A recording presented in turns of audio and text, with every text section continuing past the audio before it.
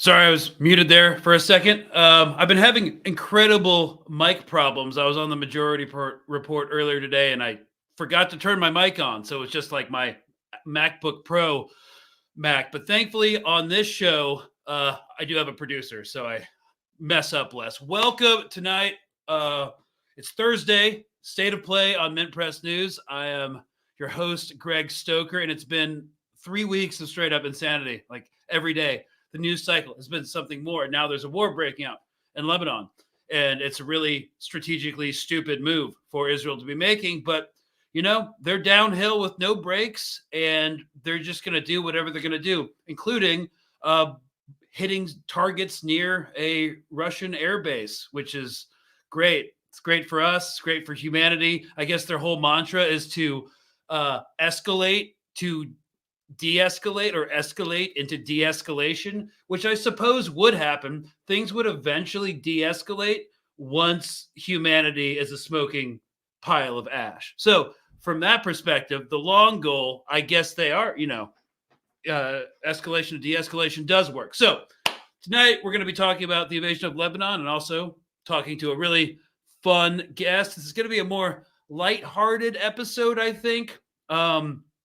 Insofar as the subjects that we cover can be considered light. But we're about to go into the weekend, and we're just gonna see what happens. And first, we have to do the Patreon plug. Okay, we are a completely independent newsroom, and we are demonetized on like every platform. So if you want to support what we do here, not just this show, but all the other journalists that work for Mint Press News, consider dropping us $5 a month.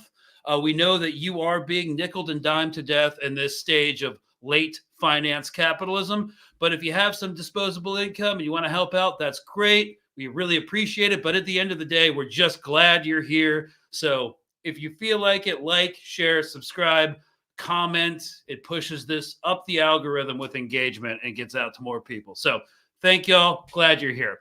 Now, to get into the episode proper.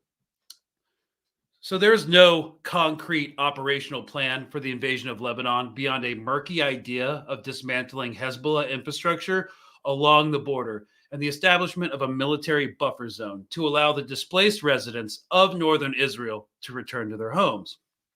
What will be the depth of the invasion? Quote, how much will be cleared? We don't know, said Yaakov Amidror, a former military general and Israeli national security advisor. It will be decided depending on the achievements on the ground. I'm going to repeat the whole quote from a former national security advisor.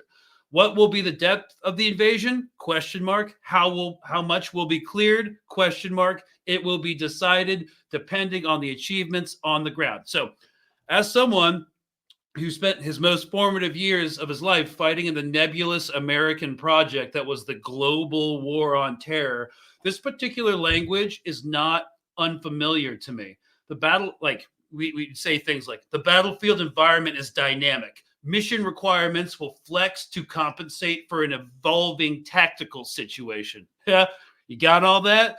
Does it mean anything? This is reductive, but we all know how the wars in Iraq and Afghanistan turned out in the end. They were termed forever wars because there were no concretely definable and therefore achievable goals beyond the initial success. At the beginning of the Afghan war was to take the Taliban out of power. Boom, that happened fast. But now, for some reason, we're going to occupy Afghanistan. And then you're stuck with a situation where you don't have any achievable goals. Just like, oh, we're going to defeat the Iraqi army. Okay, now what? So that's kind of the vibe I'm getting from this whole invading southern Lebanon, because it's just too hauntingly reminiscent of the GWAT. So Israel's Lebanon invasion will be no different. Challenging terrain for an invading force, an embedded enemy who will fight and die for their land, dwindling political goodwill on the international stage and community, all with the added wrinkle of the IDF being far less capable, disciplined, and powerful as the United States military.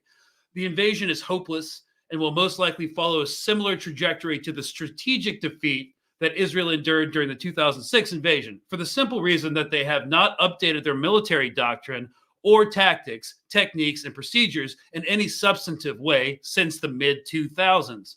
So, what are we seeing now? Same thing we saw then: an over reliance on bombing campaigns, a lack of maneuverability and integration between combat arms like infantry, artillery, armor, all compensated for by a heavy information operations campaign to portray an image of defeat for Hezbollah and an image of absolute victory for Israel by capitalizing on short-term tactical victories. The assassination of Nasrallah is the most recent example of this propaganda push. And then there is a perennial systemic problem of the Israeli Defense Force itself. Despite Israel's militarized gun-toting society, their army fundamentally lacks cohesive discipline, competence, training, and experience. It is, on a fundamental level, a draft-based conscript army with the military experience of the Corps of Reservists amounting to a meager 2 years. 2 years of experience. They are closer to civilians than they are to professional soldiers. To really explore this last point within the context of the Lebanon invasion, we are joined tonight on State of Play by former United States Marine Corps drill instructor, Sergeant Zuleyka Morales, who volunteered to work with the Israeli army. As someone who was raised a Pentecostal Zionist in Puerto Rico, the IDF's complete lack of discipline and military bearing is what began her process of unraveling all the constructed myths of the Israeli state, beginning with the myth of their extreme military competence. So, how can they possibly hope to prevail in as challenging an operational environment as southern Lebanon if they can't even complete the simple task of wearing boots, not flip-flops, to morning formation? Okay, but before we get to that, I just want to show you guys that we're living in an upside-down universe. An upside-down universe wherein Eric Prince, the founder of Blackwater, the mercenary captain of the United Arab Emirates, and a guy who vocally wants to recolonize Africa because they, quote, can't govern themselves, says something actually based, because the world's insane. I just want to show you the guys this, because this is his assessment of Lebanon and the situation in Lebanon and Israel's relationship with the United States. And things are so bad that, like, Eric Prince is now agreeing with us. He's like one of the worst people.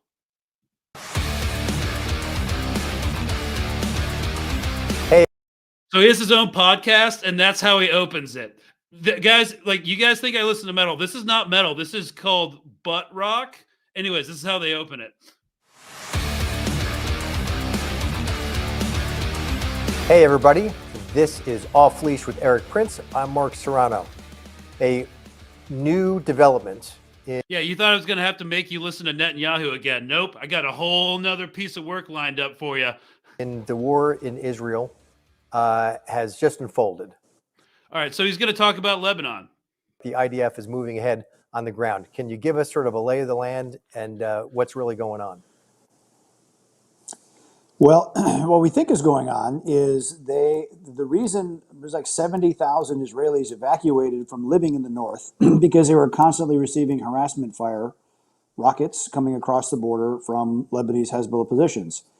Now, and also because of the Syrian civil war, there was a lot of Shia party factions, even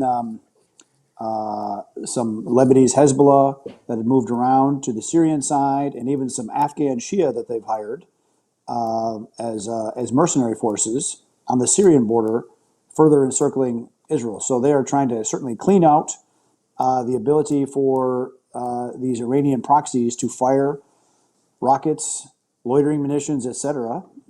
I mean, he's not wrong about hiring mercenaries. That does happen. Yeah. And driving a huge part of the north of Israel away from the border. I mean, he should know. He is the mercenary captain of UAE. I don't see them doing a massive full-in ground assault. I think they'll try to pick it apart and destroy their supply locations with aerial strikes. The amount of casualties they would sustain with a massive ground offensive would be very, very difficult. The last time they did that, in 2006, it did not go well for the IDF because of the amount of Cornet missiles, RPGs, and a lot of ambush sites in very dense forests with rugged terrain and a lot of tunnels. Made it tough going. The Israelis lost a lot of forces, both vehicles, aircraft, etc. And now you add to the mix of loitering munitions, which is still an ongoing problem, small kamikaze drones. I mean, none of this is wrong. I hate the guy. I totally agree with him. I don't see them having the appetite for that if they think they can get it done from the air. Yeah, yes, he is an ex-Navy SEAL officer. That is true, Sean. Yeah, in fact, you're exactly right. The IDF issued a statement, Eric, where they said that. That is correct. Okay. I mean, they've clearly. This is where it gets weird. Done a massive decapitation effort between the pagers, the walkie-talkies, and the bunker bombing. I heard that they hit Nasrallah's bunker with 80-some bombs. So literally pancaked upon pancaked the building over top of it and all the multi-layers of bunkered locations underneath that building in Harat Harek. So they did that with a thoroughness that definitely sends a message. Yeah, it definitely sends a message when you murder an entire block of civilians too, I guess. I wouldn't expect Eric Prince to ever bring that up, though. But they still have more rocket locations, and especially in light of real damage that America sustained. This is where it gets upside down. Just this last weekend, with massive flooding, you have hundreds of thousands, if not millions of people without power, cut off. He's referring to Hurricane Helen that destroyed the lower eastern seaboard in the United States. Off, roads annihilated, no potable water, no energy left. And to have just sent $8 billion to Ukraine and another $8 billion to Israel, that does not sit well with me, or does not sit well with, I think, most tax-paying Americans. Not our problem, and we should not keep getting dragged back into the Middle East. Well, at least he's saying that. But then again, he's the guy who did come up with a plan to flood the Gaza tunnels with seawater and destroy all potential for like agriculture going forward, because you're literally salting the fields when you do that. So, I mean, even voices on the far right in America, far right imperialists like Eric Prince, he is an imperialist. He wants to recolonize Africa. He controls mercenary armies for the Gulf states. Even if he's publicly saying time to cut ties with Israel, that's interesting. I just wanted to let everybody know that's a dynamic that's happening right now on the right. So, yeah, will the IDF be insane enough to do a ground invasion? Well, there's another aspect of this that I brought up in the beginning, a lack of discipline. So the interview we did tonight with the former Marine drill instructor, I think that's a pretty good segue, and let's get in. All right, y'all. So tonight on State of Play at Mint Press News, we are interviewing a former United States Marine and IDF volunteer, Zuleyka Morales. Thank you so much for coming on. Thank you for having me. All right. So as this war in Lebanon is kicking off and there are unconfirmed reports of the IDF bombing a Russian base in Syria, it seems like the dimensions of this conflict are getting really out of control. Thank you so much for coming on, because it's very rare that we get to discuss like the inner workings or the insider perspective to the Israeli Defense Force. I know their rank structure is like different from ours, and their entire like SOP and like tactics are different. I suspect, and their entire military culture is different. And hopefully by talking to you, it can inform myself and some of the viewers about the internal decision-making processes that are going on, at least on a very ground level. So first of all, you were in the Marine Corps, and when we were having you on, one of our guys scrubbed the internet and found picture view from Paris Island, drill sergeant. So before we get into it, I assume you did a lot of yelling in that job capacity. Something like that. You could call it that. So I guess, first of all, before we get into the IDF, because you joined the IDF after the Marines, correct?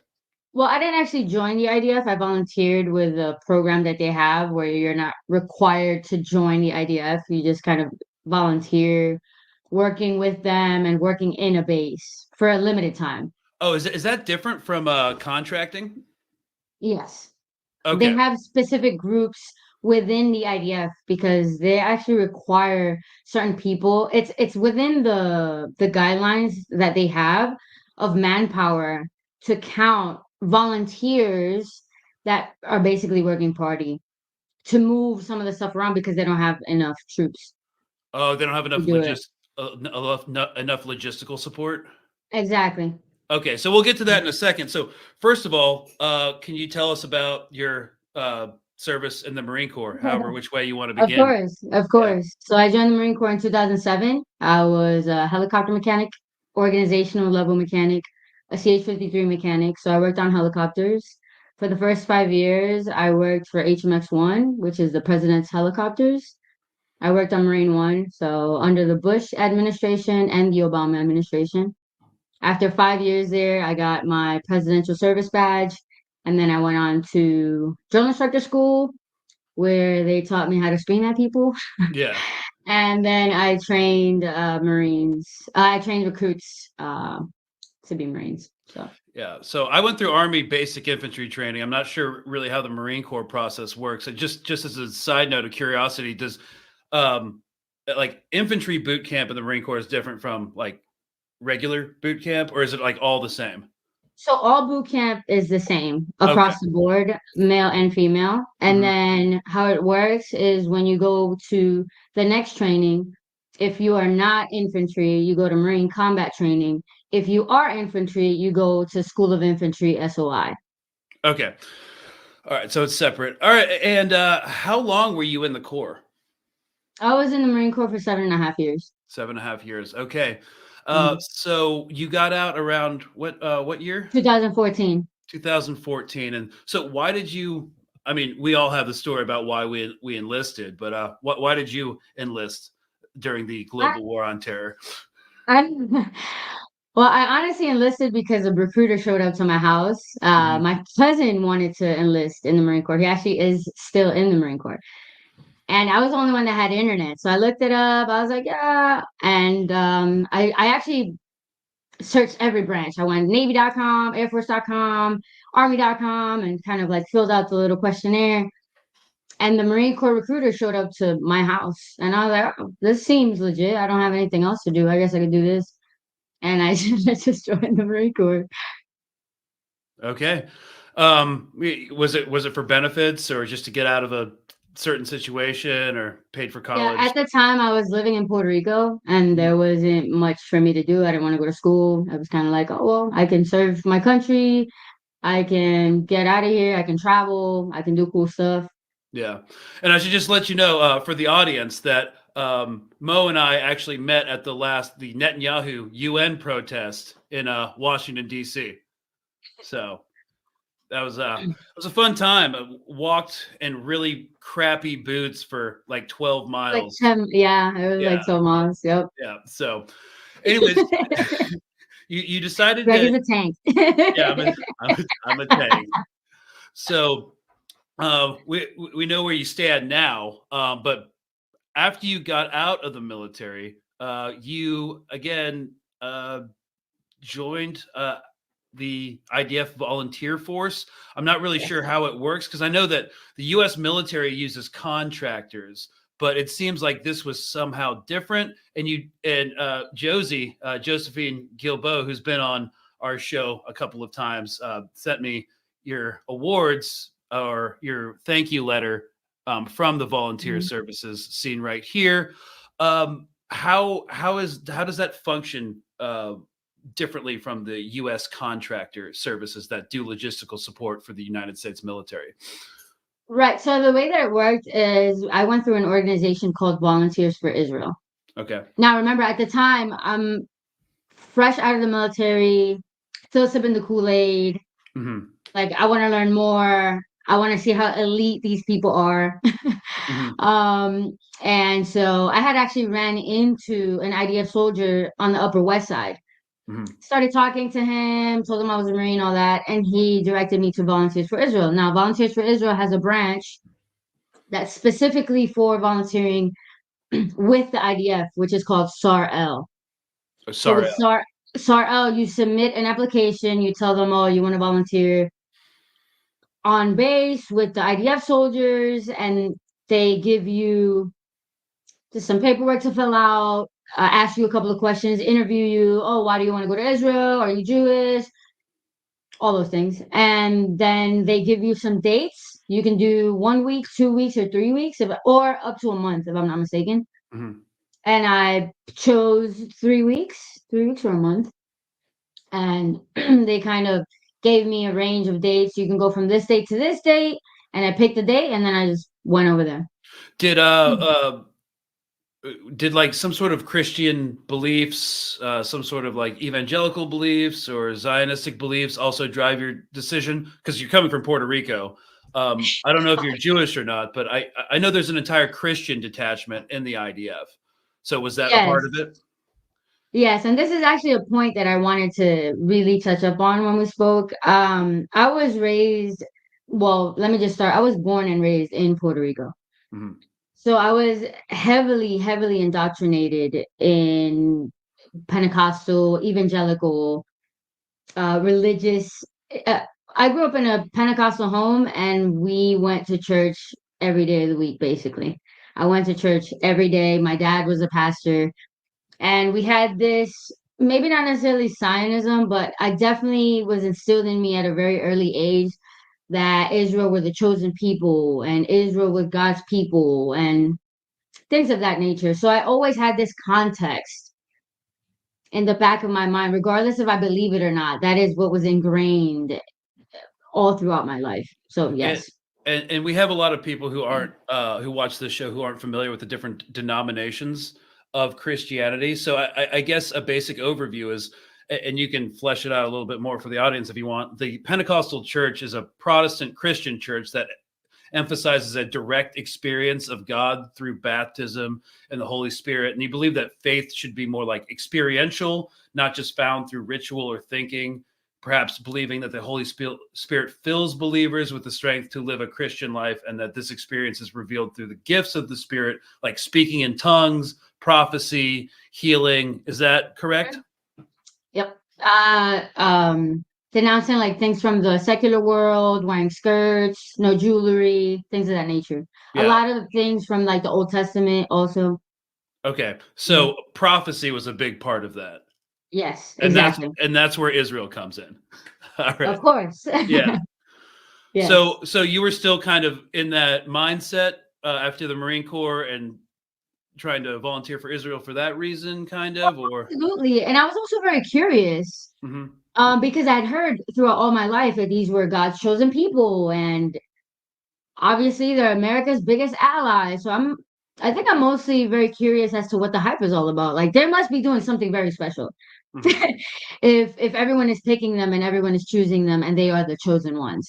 Right. Very curious to see a lot of the sites also biblically, let's see what this is about. The Dead Sea, the Sea of Galilee, where Paul was prisoner. A lot of those places I wanted to see with my own eyes what it was like. Right. And so you got there with this volunteer organization. And what was your experience on the ground working with the IDF? Because you wanted to see if these guys were as elite as everyone says they were. Come to find out. Yeah. Come to find out. So initially when I got there, and I also just want to say this, initially when I got there, I was also very curious to be as close to Gaza as possible. Because Gaza was one of those places that everybody talked about, but capped off at location. Like no one spoke what happened there. They would just speak of like Gaza being an issue or Gaza being a problem or the people in Gaza. But no one went into detail on like why that was or anything like that. So before I got there and when I got there, I specifically requested that I wanted to be as close to Gaza as possible. But they told me I wasn't allowed. They were like, oh no, we've already set up where you're going to be volunteering, so we're not going to have you there. So I was actually near Beersheba, which wasn't that far. It was like maybe 45 minutes from Gaza, maybe an hour from Gaza. But what I found was not an elite force. Yeah. I was immediately from the moment, and mind you, also with the context of I just got done with the drill field. I'm Yeah. still pivoting at my corners. Yeah. I'm still telling people to walk faster.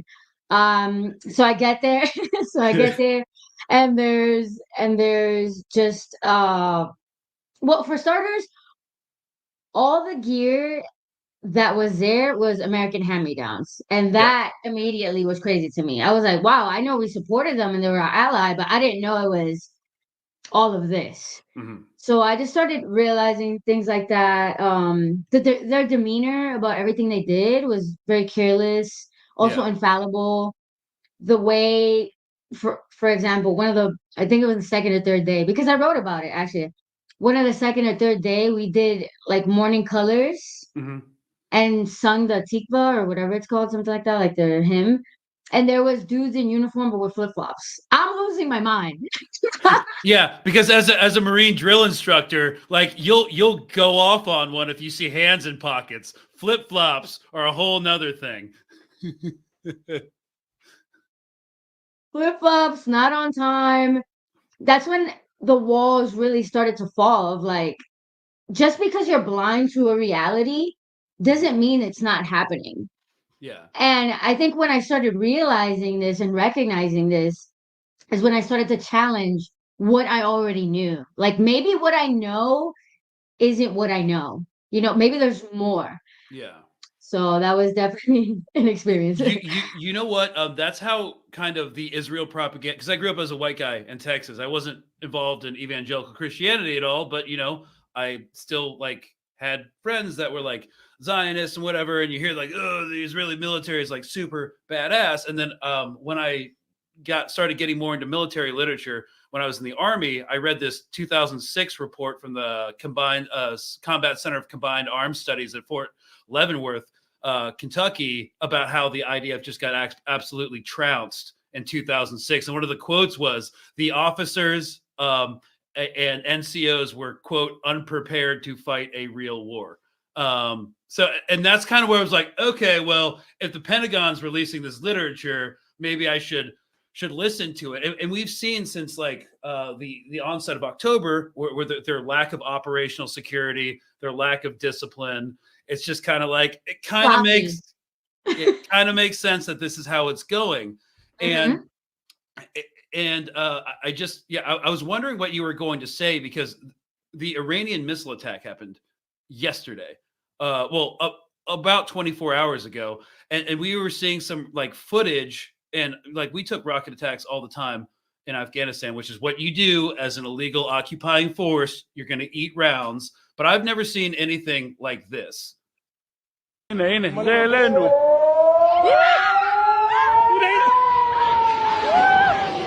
Like these are uniformed, weaponed soldiers running to a bomb shelter like this.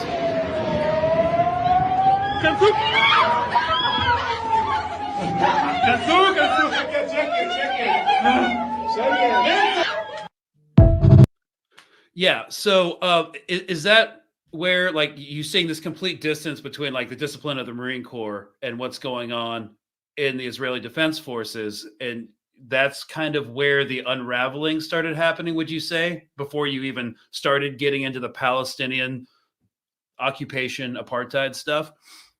Absolutely, absolutely. I mean, just their demeanor and how they carried themselves alone. Mm-hmm. And that's another thing for context. I was reading a comment on one of the posts online, and it was like, oh, you guys should be uh I don't know, shouldn't be feeling this way about civilians. And it's like we have to remember that the entire or most of the population in Israel is required to serve in their military.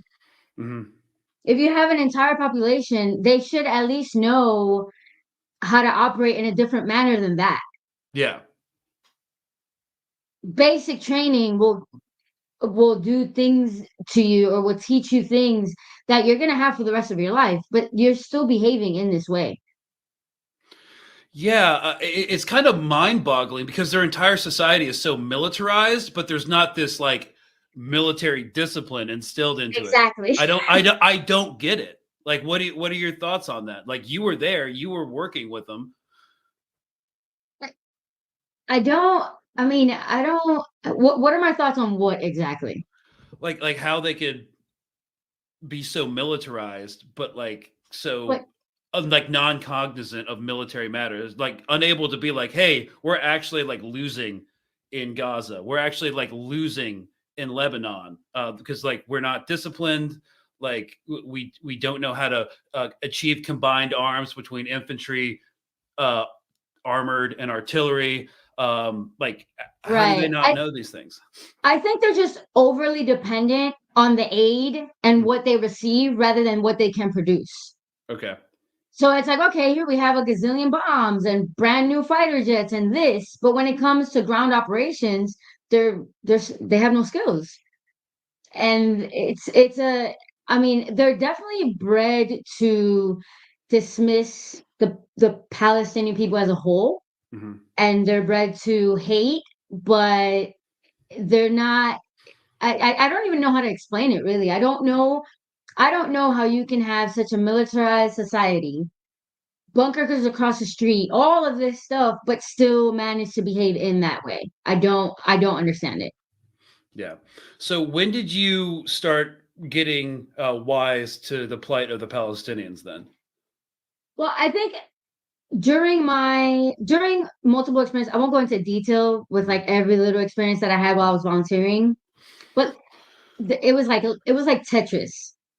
It was like little parts would line up and then one line would fall. And I was like, that's kind of racist. And little things would happen like that. Little racist comments over here, disregard for Palestinian lives over there, not even saying the word Palestinian, calling them Arabs, calling them a problem, being dismissive, treating them as a nuisance. But I think what really, really irked me was the fact that at one point I asked, like, why can't I go to Gaza? I want to go to Gaza. I want to go see it. I don't want to go in there, but I want to see it. And they're like, oh no, you can't, you can't, you can't. And for me, and maybe you feel this like in the military. In the military, say if you're gonna break the rules, you better know the rules. Mm-hmm. So that if somebody comes to check you, you're gonna say, well, order blah blah blah says. They couldn't tell me why I couldn't go to Gaza.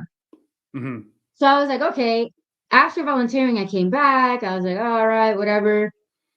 I started reading a book about it's called War Against All Puerto Ricans. Mm-hmm. I started reading that book and I started seeing parallels, showing the flag illegal, trying to exterminate people via whatever the case may be, ethnic cleansing, things of that nature.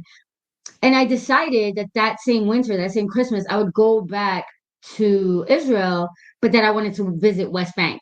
Like if I can't go to Gaza, I need at least need to go inside West Bank.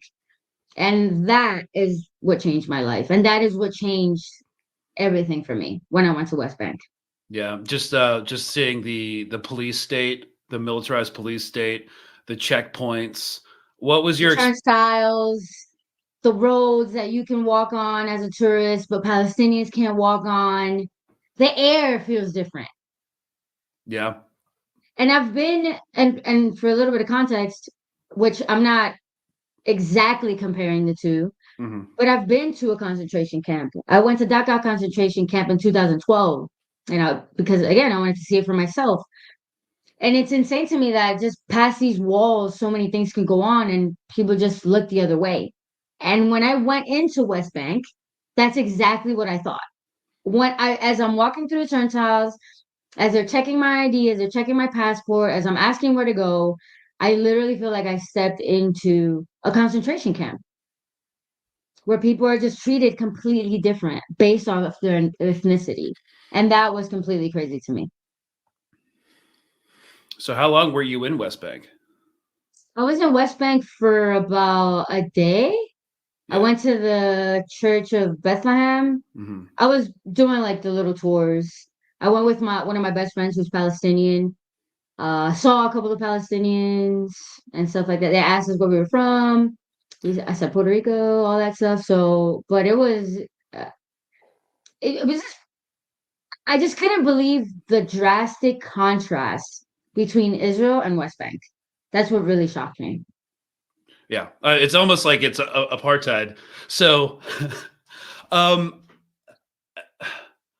I guess it only took like one day for you to realize, like, oh, this is totally beyond the pale. So when did you start getting into like activism? Again, we met at a protest. Yes. I started, what really changed things for me was the George Floyd, what Mhm. happens to George Floyd. After that, I mean, there's this invisible barrier between the things that we see on TV and on our phones and what actually happens in real life. And what happens is a lot of times we see things and we're like, well, since I don't know anybody that's happened to, or since it hasn't happened to me, then it's easily dismissed or easy to not think about it. But when I saw that, it sparked this rage within me. Like I can't believe that's being broadcasted. And he just killed him right there. Like we all saw it. He's dead now. And the people trying to say, oh, this happened. So I think after that, after going to a protest, after seeing what the police was capable of, which we saw at the march, where it's this complete disregard. And I even mentioned it to one of the cops that was there. I was like, aren't you supposed to protect and defend me? Please explain to me how you're doing that. Yeah, and, we're really witnessing the imperial boomerang because the NYPD has an office in Israel where they send their people to learn the techniques that the IDF uses to enforce apartheid and occupation on Palestinians, and it boomerangs back to us. Yeah, Mm-hmm. so that's why like that's why we have so much interlap in between like the pro-Palestine movement and the Stop Cop City movement and like BLM and stuff because it's coming for us all. Like that's Mm-hmm. that's what I Exactly. yeah, that's what I try to explain to like these white people in Texas. Like, hey man, it's gonna work its way up the ladder, starting with the most marginalized people, and you're not rich enough to escape it. So Exactly. yeah. Exactly. And it just goes to show the rules can change at any time. Mhm. The rules have been changing constantly. You might be safe right now, but what's to say in a year you're part of the problem? Yeah, there will come a time under authoritarianism where race and class doesn't really matter. Everyone's just like an enemy of the state if you step out of line. Exactly. Yeah. So Exactly. I guess now that we're kind of wrapping up, how do you see in general like does Israel, do you think, in your estimation, have the capacity to wage three separate military actions: Gaza, West Bank, northern Lebanon, and now retaliate against Iran? Did you see the video of how scared they were right before invading Lebanon? I Yeah. need to know. Wait, They're wait, like which video? praying. Oh, They're like the prayer. Yeah, praying. They're praying, but a lot of them, some were praying, but a lot of them weren't praying. A lot of them were like looking down. They're not prepared. That's a no amount of funding will prepare that army for what their objectives are. And it's like you said in many videos, they didn't defeat Hamas. They're not. It's. I don't see them getting anywhere, honestly. And I'm surprised that it's come to this, and that the West is creating consent through propaganda for these atrocities that are committed every single day. It doesn't make sense to me. yeah. Well, so what's next for you? You're doing some media rounds. That's exciting. You were just on AJ Plus. Yeah. What message are you trying to get out there? Um, I guess I thought about this last night when you contacted me, and there's just when it comes to times like this, especially after a year of genocide, there must come a time where we start getting back to like fundamentals and think in very basic forms. And it's going to take all of us to wake up and really realize what is happening and how we're all being affected. That's just the truth of it all. Because the earth isn't going to be able to, like, it's sucking up 80,000, like, however many tons of bombs. Like, it's not good for any of us at all, period. Not good for us. So I would say I had an argument with one of the leaders of when I was volunteering in Israel. Hmm. And the way I explained it to her is probably my message to anyone that hears what I had to say. I was trying to explain to her how she was biased, how I was trying to not be biased, and all that. My message is if the roles were reversed, and Gaza was full of Israelis, I would still want a ceasefire. Mhm. If the roles were completely reversed, I would still want a ceasefire. I would still want the bloodshed to stop. I would still want the bombs to stop. I would still want children to stop suffering. That's my message. Yeah. And I'm about to speak at this thing in Houston tomorrow about like resistance and stuff. And my message to people like former vets who are like still like supporting Israel no matter what and still believe in the word like terrorist. I was just like, okay, so like what if you grew up in Gaza with a 40% unemployment rate, couldn't find a job, they do the mowing the grass where they bomb people randomly, detain people during peaceful protests, they like air hole kids with sniper rifles. Yeah, but you grew up as a white dude, upper middle class white dude in Texas, and you volunteered to go into Ranger Regiment, where you knew you were going to go straight into the shit.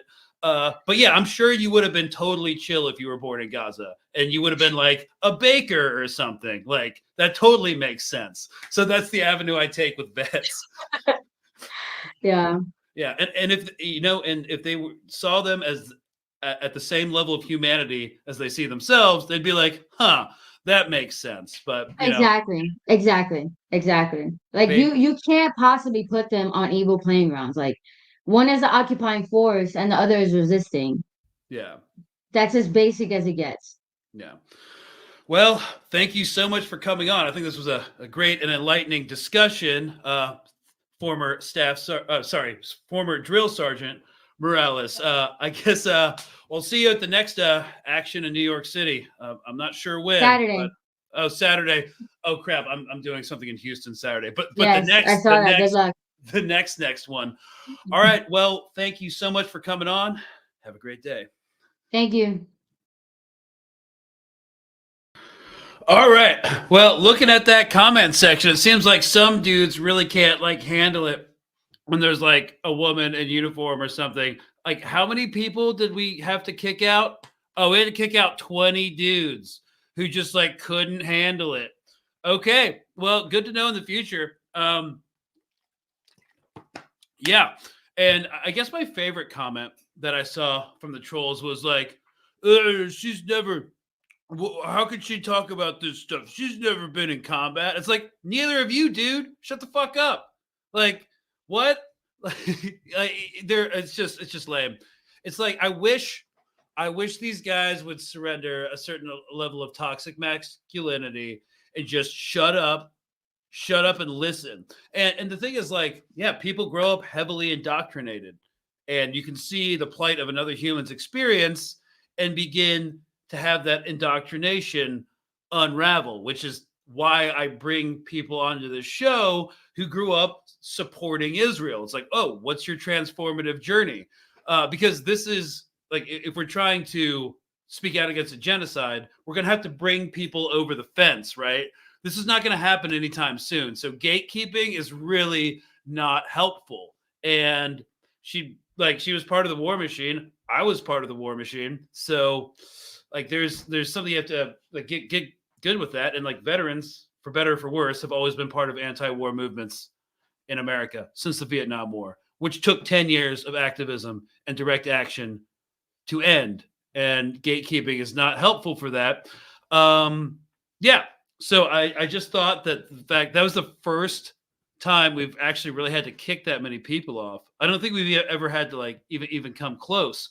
That was interesting. I think the comment section after this posts is going to be really crazy because I don't know. I guess some guys just can't handle like female Marine speaks out against like Israel or something. That's crazy. Just reminds me that like y'all need some therapy. All right, we got a lot of questions from this one, so let's start knocking them out. Breaking. Saudi Arabia, Qatar, the UAE, Bahrain, Kuwait have declared neutrality and will not allow the U.S. to use their air bases against Iran. Well, at least they won't publicly. Yeah, okay. So you guys know that the Gulf states and Iran have a complicated history. However, they are beholden to the West in a lot of ways. They want a seat at the table. This is incredibly reductive, but I will say that they've pulled similar moves in the past, like performative stances against a U.S. foreign policy.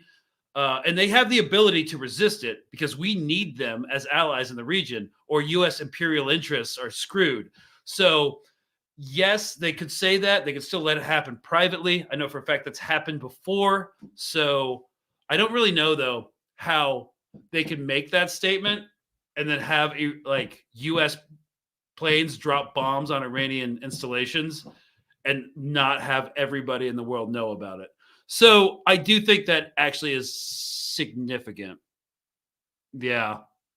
The more I think about it, yeah, because I just saw the headline break right before we started this live stream. So we'll see how it plays out. I don't trust Gulf state governments generally for obvious reasons, but it's a good, hopefully it's a step in the right direction to curtail U.S. and therefore Israeli impunity within the region, which causes so much death and destruction. Thanks, Danet. You also asked, have I changed my mind on if this is the beginning of World War III? Well, world wars, if we look at the history, don't just happen out of nowhere. It's not just like everything's fine one day and then everything blows up the next. No, there's a whole ramp up of political and military escalation. There's a series of small war, like World War II started off as like a continental war in Europe, and Imperial Japan was doing its own thing, and Mussolini and Franco were doing their own things, and then next thing you know, the whole world is involved. But there were phases where one country would get involved, then another country would get involved. The entire world didn't just light up in one conflagration. It was built over time. And I'm speaking really broad terms. So I guess if you're looking at this as like the prelude, or maybe we are already in World War III, we're just waiting for all the players to come in and start clashing. Maybe. Yeah. If you love 2024, you're going to love 2025. So depending on your perspective, yeah. The thing is, and this is why it's hard to predict, it's like what World War II looked like, it will never look like that again. The nature of warfare has changed. The global order that existed pre-World War II has completely changed. And if World War III happens and we survive it, the global order will look like something we can't even imagine right now. And then warfare after that would look like something we can't even imagine right now. So whatever World War III looks like, it's probably not going to look like World War I or World War II. So maybe we're already in it. Maybe I've seen some analysts call it like a cold World War III. It just doesn't seem like the like people in the West, policymakers in the West, are willing to like de-escalate or compromise when it comes to Israel, or compromise when it comes to Ukraine. I don't think they can back down, and I don't think they will back down. So it depends on how like some BRICS countries interact and what they decide to do. So have I changed my mind on this? If this is the beginning of World War III? Well, I've opened to I've more opened it to the possibility that this is the prelude or the opening moves, or perhaps, yeah, it's just the major players aren't actually fighting directly yet. If that makes sense. I'm still kind of forming my philosophy on it, but I will let you know, and I'll do a whole video. Thanks for that's a great question. I don't think, I'm actually not stoked. We're not de-escalating. Yeah, I think Israel has the strong possibility of going rogue with this Iran thing, and I guess we're going to back them to the hilt no matter what. Yeah. Okay, so this is one of the trolls I think that got kicked. Is that right, Jim? Just nod your head if that's true. Okay, yes, this is one of the trolls that get kicked. You're allowed to have flip-flops if you have a medical exemption, you tard. Well, that's kind of an outmoded insult. I guess it's making a comeback. Why are so many people, though, allowed to have medical exemptions? Is everybody sick? Does everybody have bad feet in the Israeli Defense Force? again, some people can't handle the fact that the IDF is an undisciplined conscript army that gets spanked routinely. So, Kat says, seems like a lot of trash turned up for this. I, again, already addressed this. Yeah, some trolls, some like incel dudes. Like this attracted all the incel dudes on the internet. Yeah, moving on. Okay, what? She legit did 3 weeks of logistics grunt work, saw some guys in flip-flops because of a medical exemption, and changed her entire worldview because of that. Well, I'm sad. It's kind of sad that that's all he gained from that. All right. It's really telling when you come up to get informed and instead have to see a bunch of people more concerned with denigrating a woman in the military than listening to her words. Yeah, that's a patriarchy for you. It's more just like sad incel guys that haven't talked to a girl in a long time, and they feel threatened by that. So they do keyboard warrior stuff. But yeah, would you expect anything less? Good point, though. Okay. Reuters, citing security sources, strike on suburb now bigger than the strike that killed Hassan Nasrallah. Well, we just heard Eric Prince use the adjective pancaked. They pancaked Beirut in order to get Nasrallah. So let me check the headline because this was breaking while the live stream was going on, huh? All right. Reuters. Beirut bombing. Oh, Christ. All right, well, hang on. We got something else. While we were all watching this, we've got this. U.S. discusses strikes on Iran oil sites as Israel presses Lebanon offensive. Okay, what? All right, the U.S. is discussing strikes on Iran's oil facilities as retaliation for Tehran missile attacks on Israel, President Joe Biden said on Thursday. He literally just said he wants a ceasefire. He literally just said he does not support Israel attacking Iranian nuclear sites. But now he's saying, being quoted, now Reuters is saying that President Joe Biden says they're talking about striking Iranian oil interests. While Israel's military pressed ahead with this campaign, we're discussing that, Biden told reporters. His comments contributed to a surge in global oil prices, obviously, because not only would Iranian oil be hit, the IRGC and the Iranian state-owned media have said, quoted the government as saying, as a policy position, if the United States is directly involved in any response protecting Israel, we will destroy United States oil assets in the Middle East, and they will shut down the Strait of Hormuz.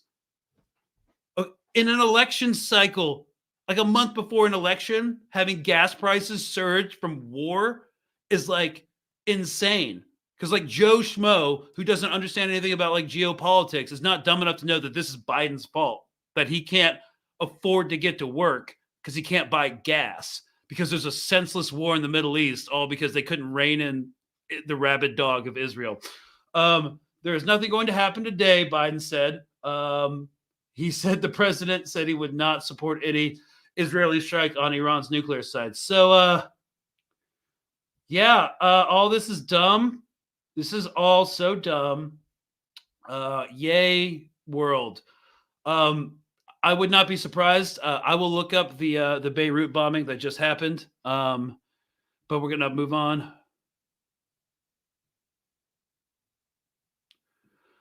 Okay, this is a great question. Where and who are the elites in the Israeli military? Well, they have special operations units, which are supposed to be okay. I grew up in the U.S. Special Operations community system thing, and some of my buddies worked with Israeli special operations, and they said they weren't horrible. They were like, some guys are good because the special operations guys are actually professional soldiers, but they're like a very small portion of the Israeli Defense Force.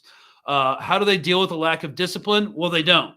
I would bet there's a lot of sexual assault within ranks. Yes, there's over 1/3 of women who serve in the IDF, which is pretty much like 1/3 of the Israeli population. No, it's not quite like that, but it's a way to conceptualize it. Have said they've self-reported on surveys saying that about like 1/3 to over 1/3 of women experience sexual harassment and assault while serving in the Israeli Defense Force. And those are just the ones who say they have. It's probably much higher. Just like when cops, 40% said on an open survey that, yes, I beat my wife and kids. Not all of them were saying that they did. It's probably higher than 40%. Yeah, and there have been cases of like rape and sexual assault where there's been a military tribunal and investigation within the IDF, and the case has been completely thrown out. Tons of examples. You can just Google it. Articles and articles on it.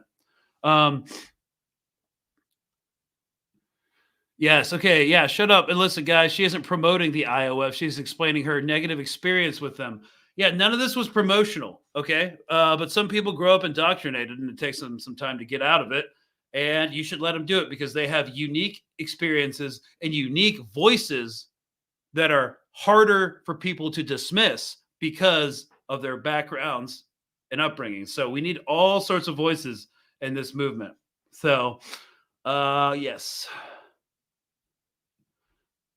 Female members of the diaper force make sexy videos to recruit more idiots. Yes, that's called a psyop. And I want to tell you, anyone who sees IDF girls, and the U.S. Army does this too, and so does the Marine Corps, has like sexy like 21, 23-year-old girls like dancing on TikTok or whatever.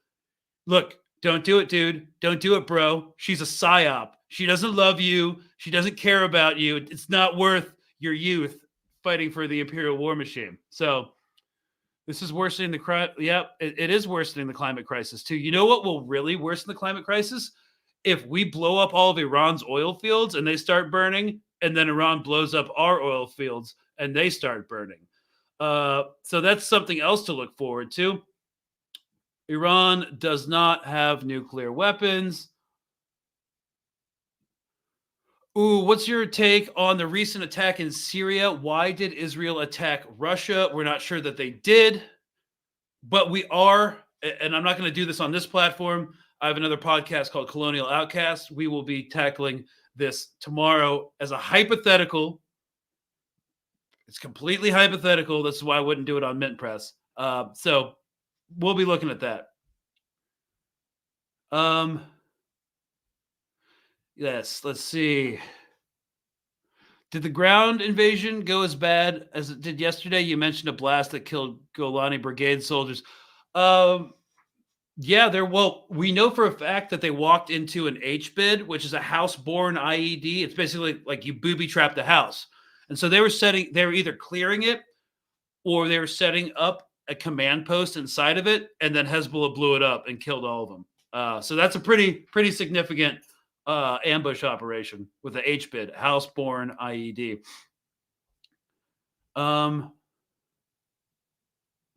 Matt Miller's already said the USA won't negotiate with terrorists, which is laughable considering the USA are the biggest terrorist governments going. This means they were never serious about a ceasefire. No, they were never serious about a ceasefire.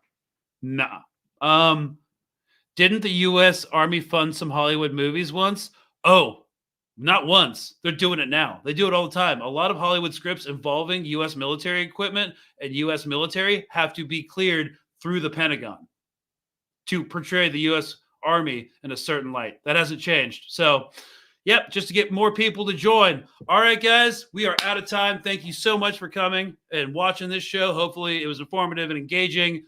Screw all the trolls who can't handle that. We don't like incels around here. So see you next Monday. I'm not sure what it's going to be because we don't know what crazy stuff is happening this weekend. Hopefully we know it's going to be bad. So cheers, guys. I'll see you. But we will be here next week. So have as best of a weekend as you can and try to not lose your mind. We'll see you on the next one. Cheers.